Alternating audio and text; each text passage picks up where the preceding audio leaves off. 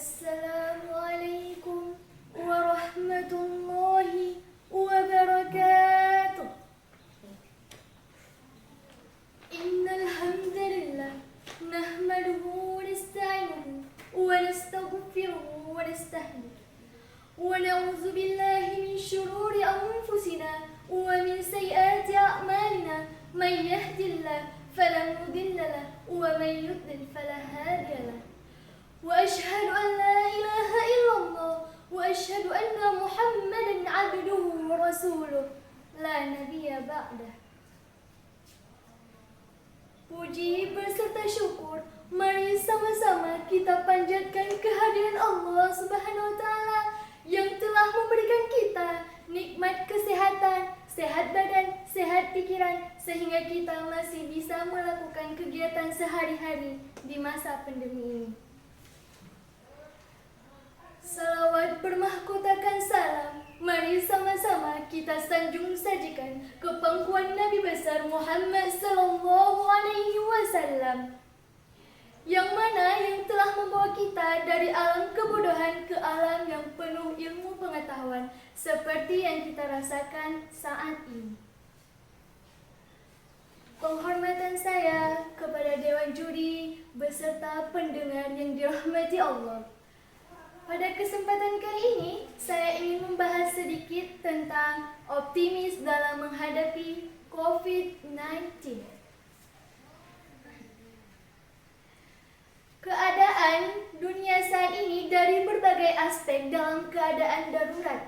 Banyak hal perubahan yang terjadi dalam pandemi ini, dari normal menjadi tidak normal.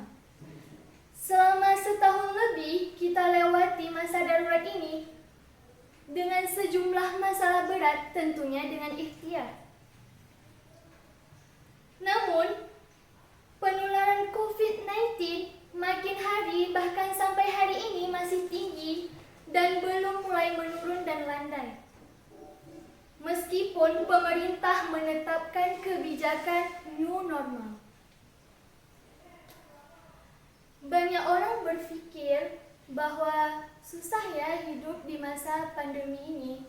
Dan jawabannya ya jelas, emang susah. Tetapi kita sebagai kaum muslim, sebagai umat Islam, kita itu harus mengubah sudut pandang kita menjadi lebih positif.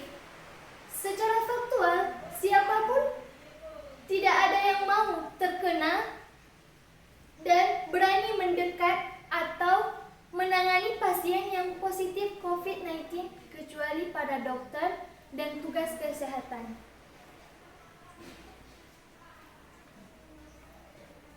Pernahkah kita berempati, bersimpati bagaimana pengorbanan seorang dokter, petugas kesehatan, mereka yang bekerja di rumah sakit, yang sehari-harinya harus selalu berhadapan langsung dengan pasien yang positif COVID-19 dengan resiko tertular dan bahkan pertaruhan nyawa.